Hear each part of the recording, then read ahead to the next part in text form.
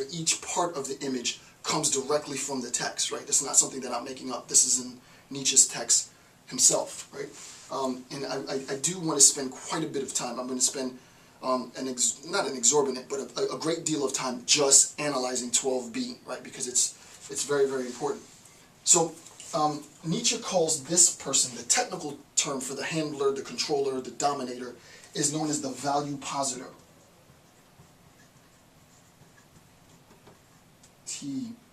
The value positor, right? This is very, very, very, very, very important. Right? The value positor.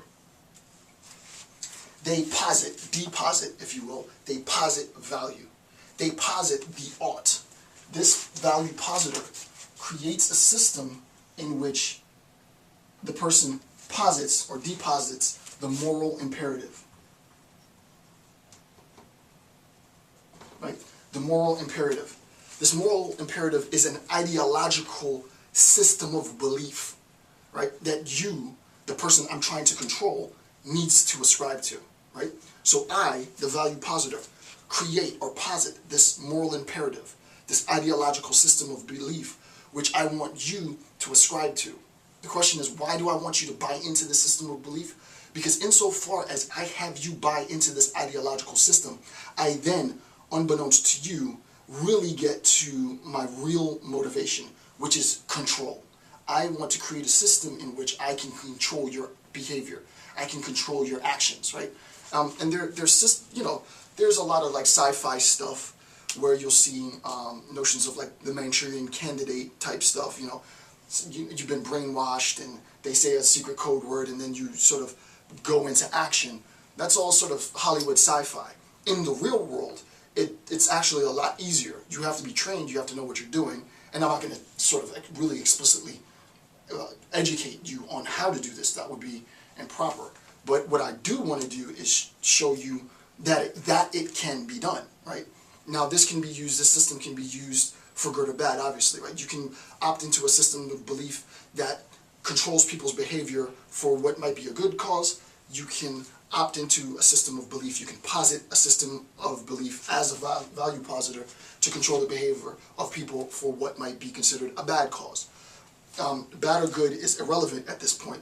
What we want to make sense is the relationship between the value positor, the moral imperative or the value, and the individual being controlled by this moral imperative.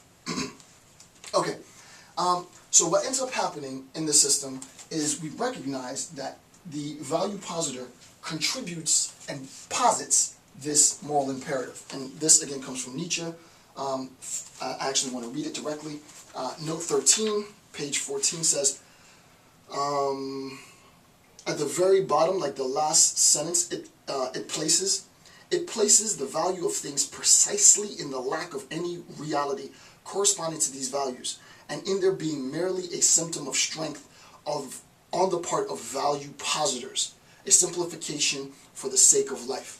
The strength of this evolving system is going to be derived from the value positors, right? Those individuals that posit value, moral imperatives, obligations, deontological requirements into the system, knowing full and well that insofar as they make that posit, insofar as they posit that moral imperative, that they will be able to, quote, according to Nietzsche, and this is back to 12b now, they will be able, the result of certain perspectives of utility, they will be able to take their design and increase human constructs of domination. I'm going to be able to use this design, this structure, this schema that I'm creating in order to control and dominate.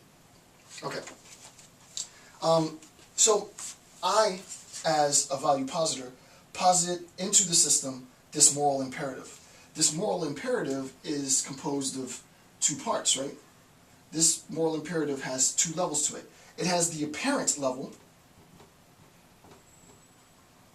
and we should know now that the apparent or the surface level is the level of value, right? There's a system of value. So it's an ideological, value-based system. Proper individuals under this system ascribe to the belief that X. Proper individuals or proper conduct with respect to this ideological system believe that other people aren't ascribing to this and therefore they're bad. and so on and so on and so forth, right? So I create a system of values, right? And that's the appearance, what's apparent. It's sort of surface level.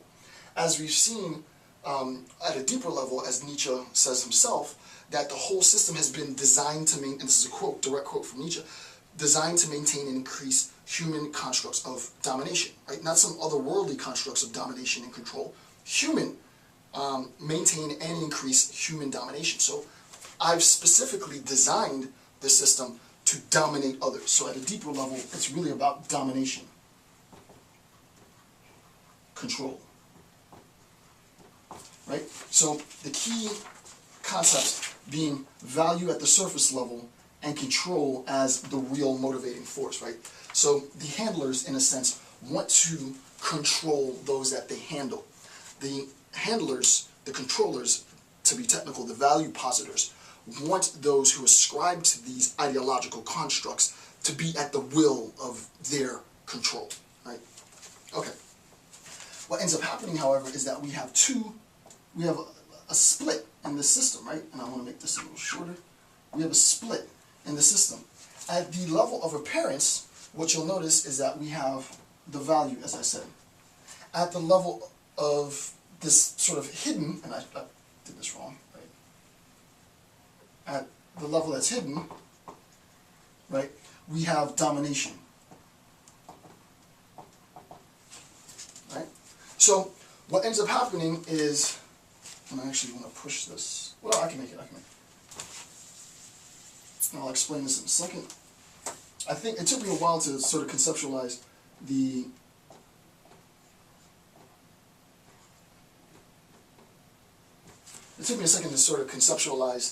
image, but I think this image is a very, very clear account of what ends up happening, right?